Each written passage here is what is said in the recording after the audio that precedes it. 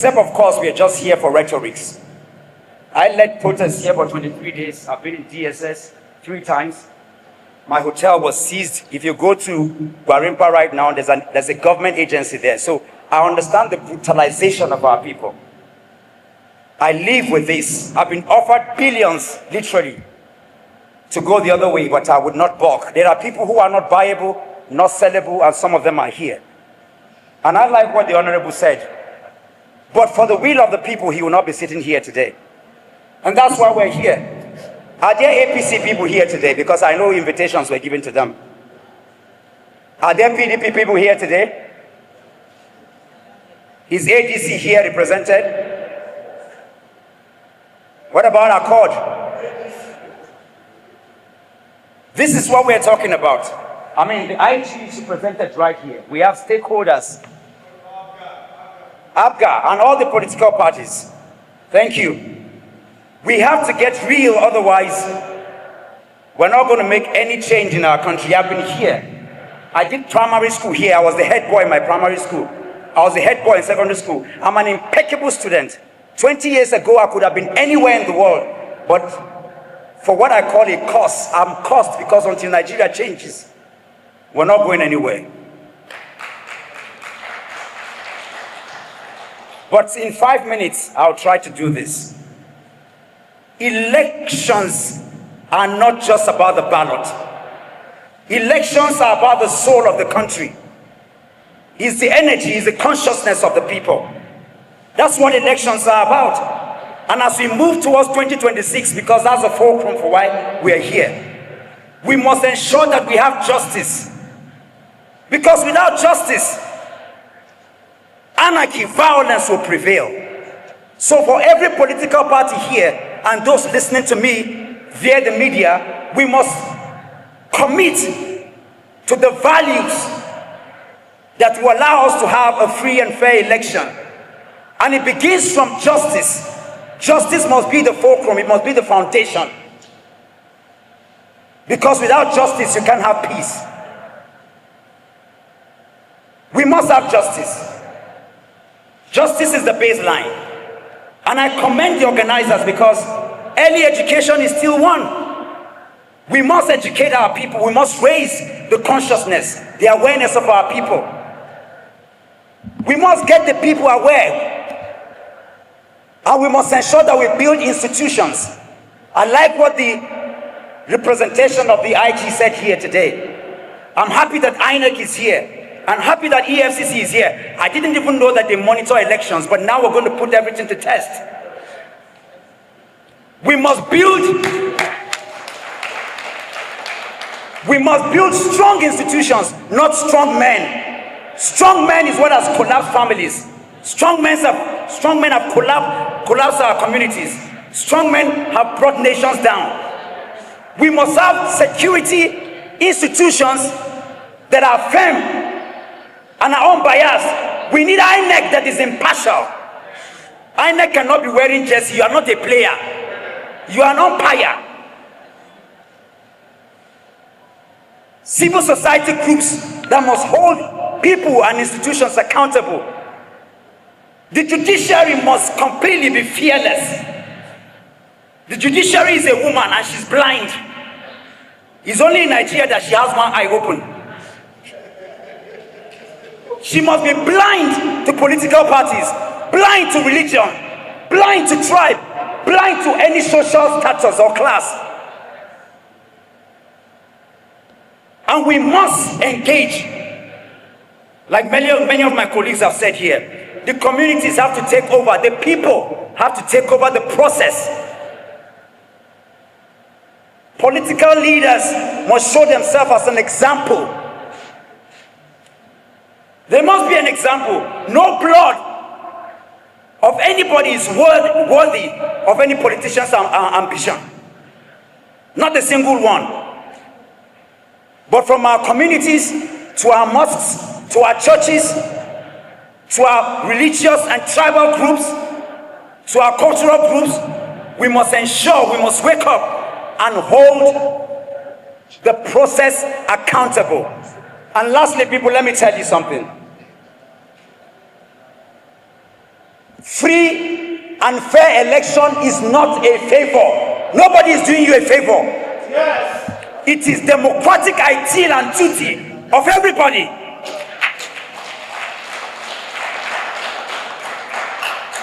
This is the only legacy we have to leave for our children. This is the only legacy we have to leave for our people. And so today I challenge you, INEC. I challenge you, police. I challenge you, mothers and fathers. I challenge every young person here. This is the only country we have. A new Nigeria is possible, but it's an illusion until Abuja changes, until Amak changes, until we change our land. A new Amak is possible. Free and fair election is possible. And we must hold every institution, every individual, every family, including ourselves, accountable and responsible for this new Nigeria that we must birth. And destroy nations. It is about ensuring that we have politicians who will become stakeholders and leaders to show and live and be example to the people, and also to ensure that the community take ownership of this process.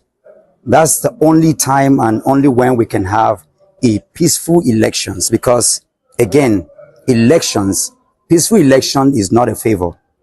It is democratic responsibility and ideals that is required.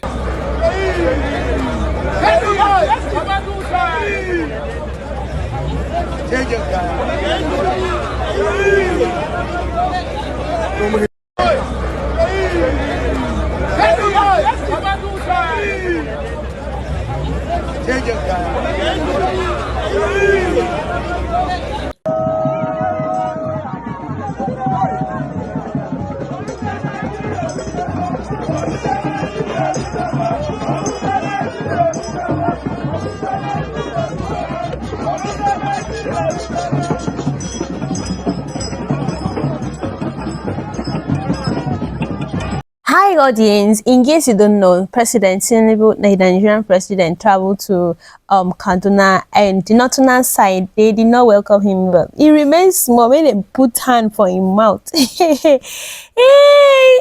And again, did you hear that they were paying oh goodness God, they were paying 1k, 2k, 3k. Wait, let me read what this person said in the tweets, and it's mostly is a Muslim Malam. It's a Malam Jabrin. He said today in Kaduna, women and children were paid 1k, 2k, and 3k by the APC to welcome Bola Tinubu. Nobody loves that man, but he is trying so hard to win the heart of people. Is that not a shame? So shameful.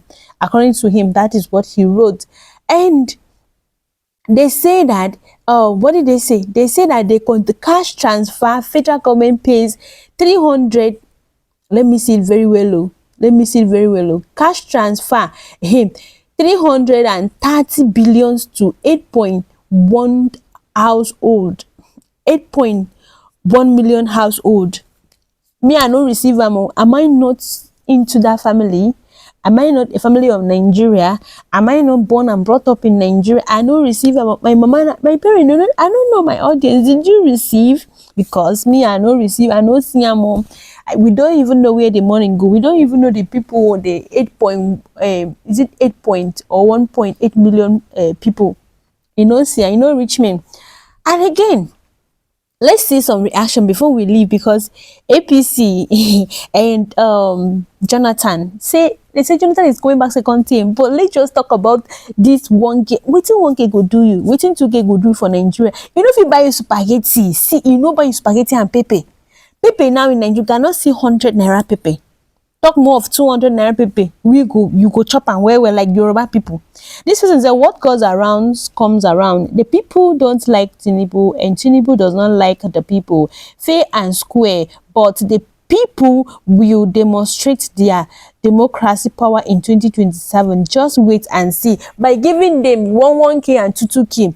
Honestly, I am from EDUCATIVE state. My auntie is blind and very sick. She has never been given this so-called money for the poor and vulnerable people in Nigeria.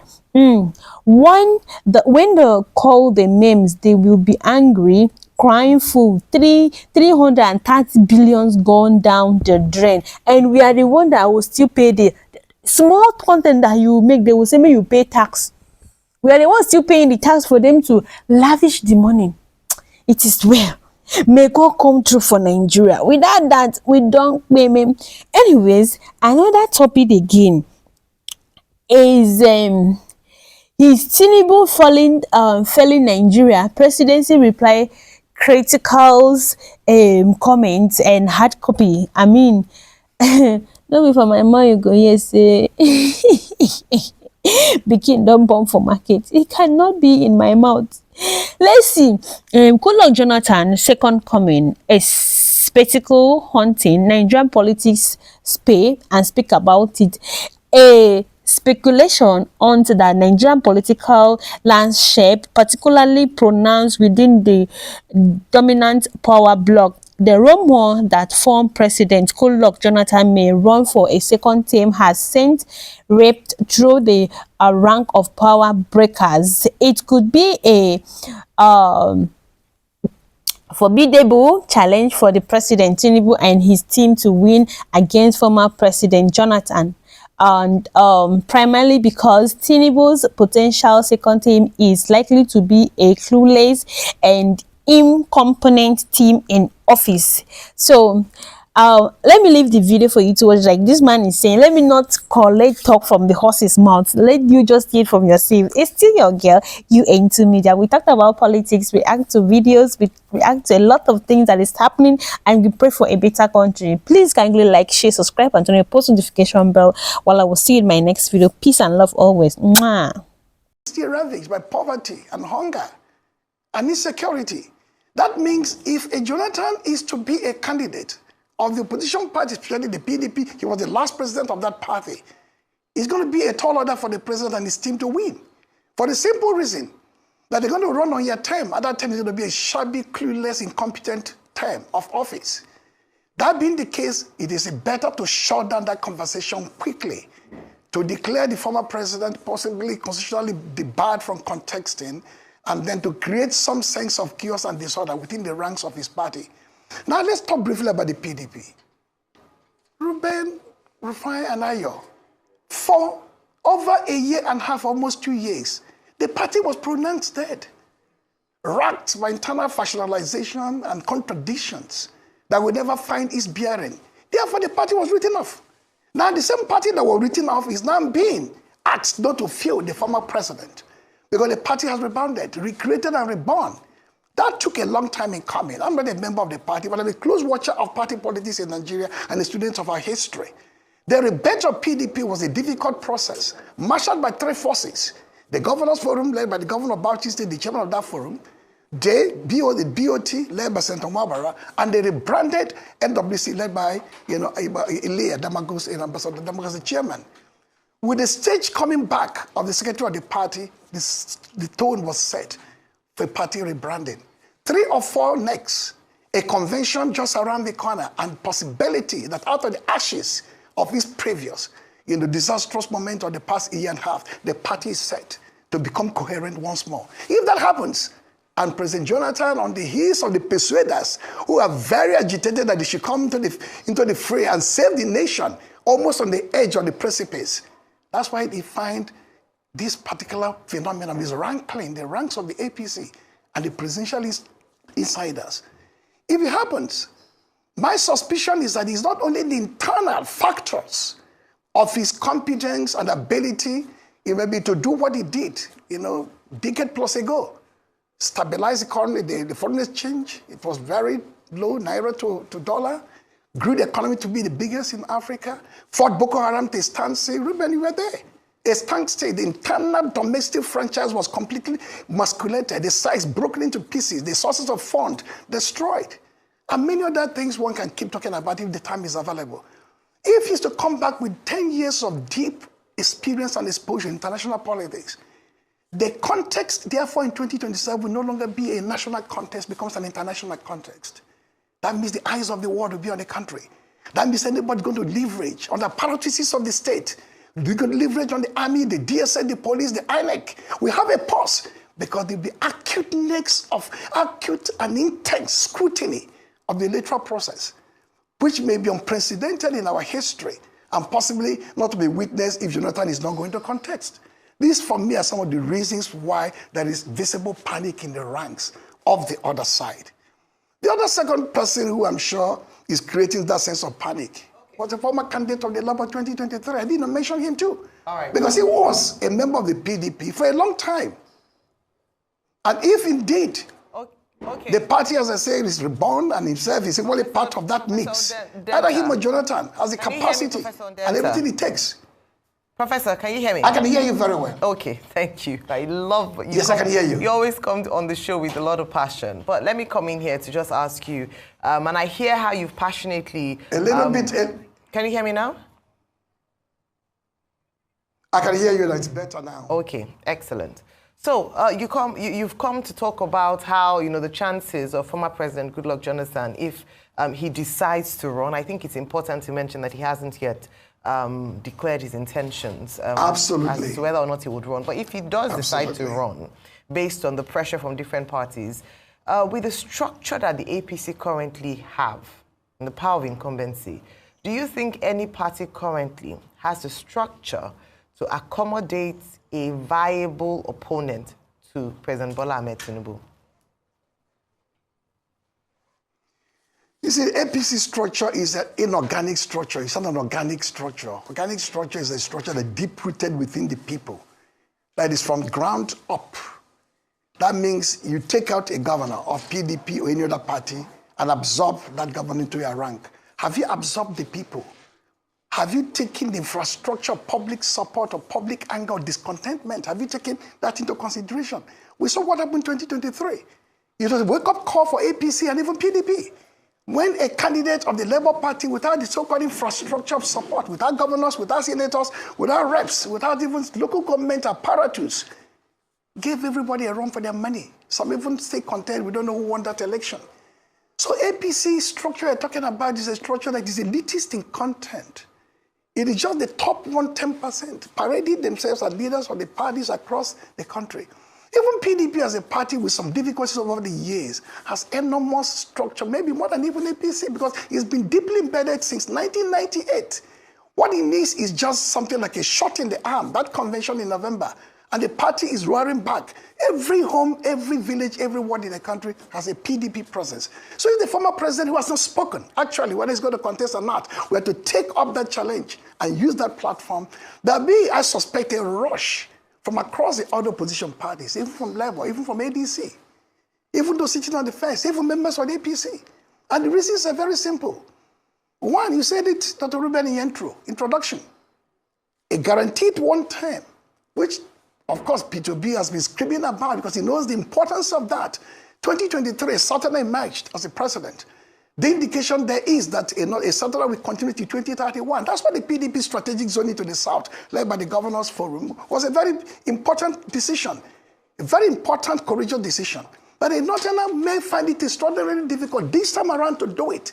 For the simple reason is that the south is already going to become a cohesive front.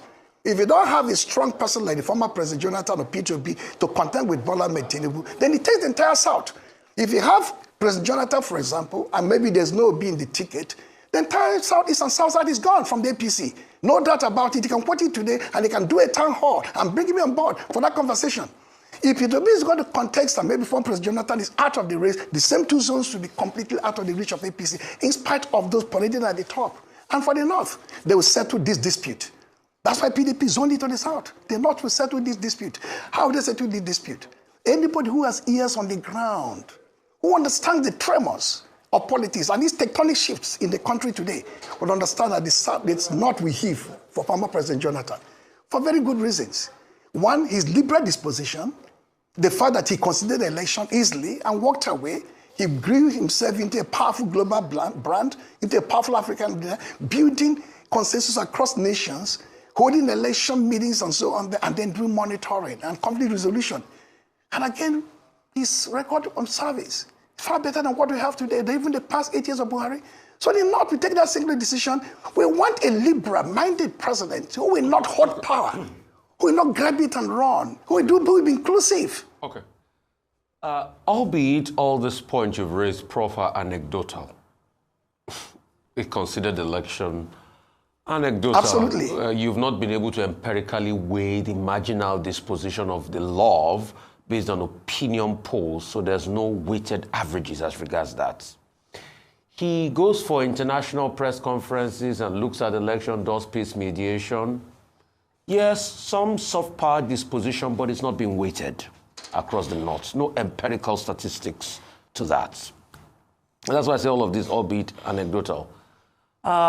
You know, he's liberal-minded and everything. Yeah, that's not being weighted across board in the North. So you don't have like a perception index to it. So it's very easy to say yes for the sake of emotional nostalgia. It's a proposition that will sail. But you also think quickly that the North that gave Tinubu close to over 50% of the vote in the last election will make a quick pivot because Jonathon is now in the fray or considering the fray. That's number one. Number two, we act like, oh, that the APC does not have strong footing in the North and majority of the governors will not hold to as regards the electionary process.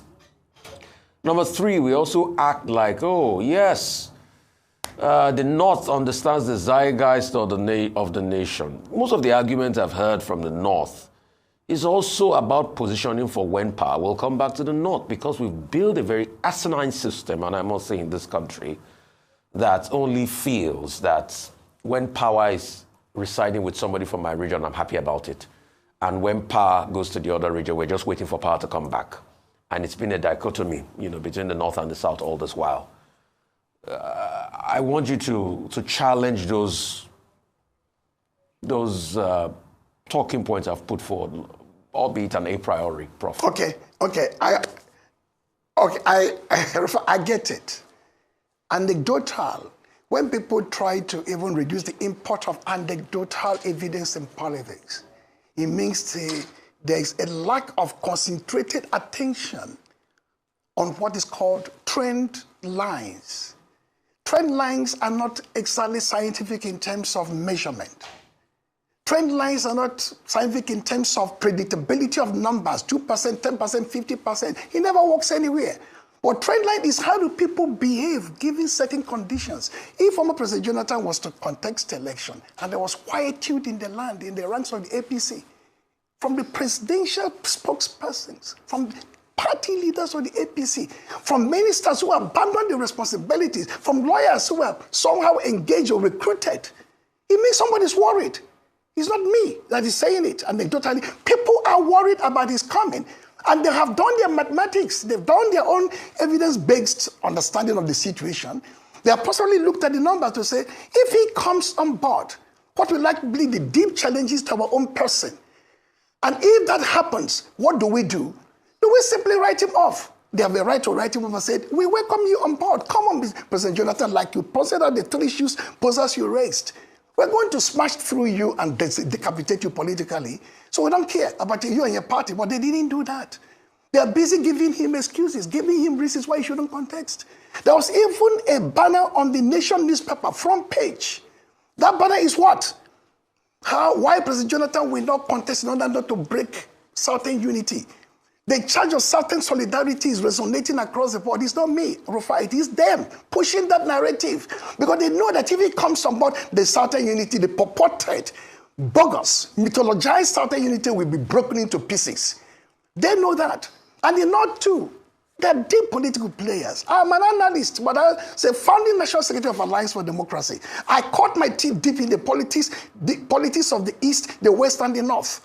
The biggest players in Eastern Nigerian politics are part of my own grooming. The biggest players in the Southwest, almost all of them now late.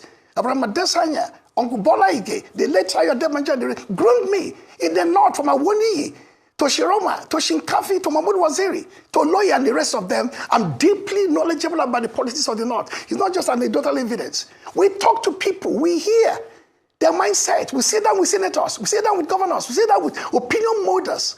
Those from the civic centers and those on traditional ranks, we know what they're saying. But the moment for them to vocalize it hasn't come.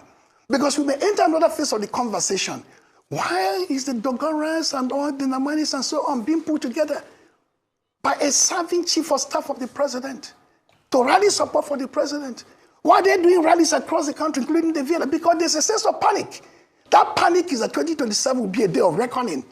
That reckoning becomes more acute if Jonathon is to contest that election. Okay, Professor. So it is not just a question of anecdotal evidence or some sense of nostalgia. It is that the trend lines suggest strongly and most accurately there's panic in the rank of the other side. Okay, Professor Denta, beyond the politics of personalities and political parties, the major concern of Nigerians is that what will 2027 general election look like?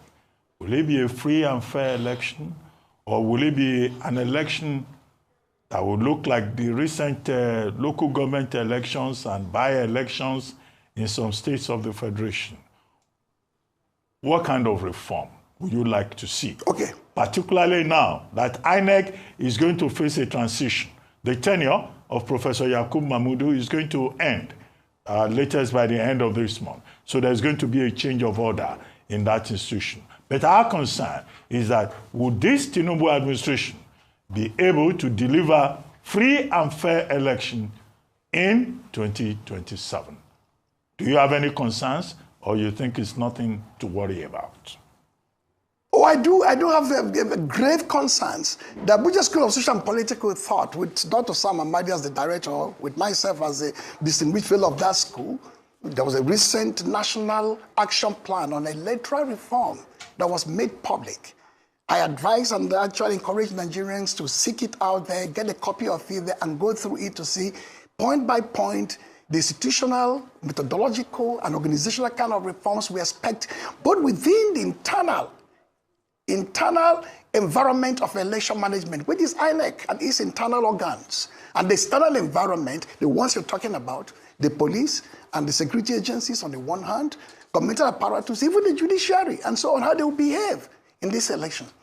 We have not only on this program, earlier in the months and years past, or one other platforms have been part of, to talk about the hybrid nature of this government, almost like competitive authoritarianism we have before us, emasculating democratic spaces and shutting down civic centers.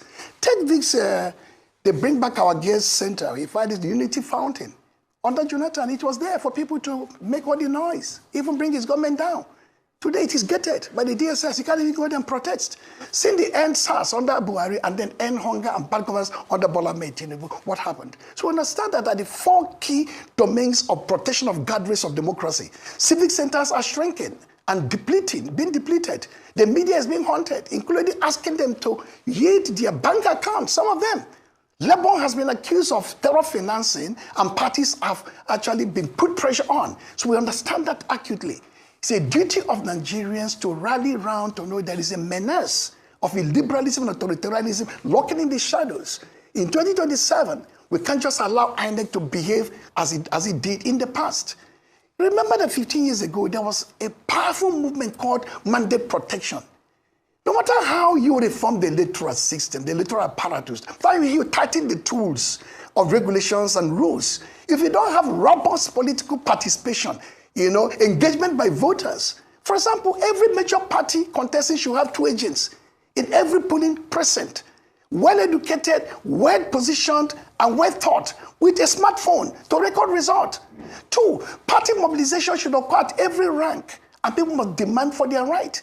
Again, if you add that to the reform, add that to maybe a robust international and local domestic monitoring, and then possibly civic engagement in the next 1 year, 1.5 years, educating the people, warning about dangers that we put our democracy if we lose this coming election. Possibly. We may not have a perfect election, but we may have an election in which the ruling party will be so frightened or cautious enough to allow the will of the people to prevail the way Jonathon did in 2015.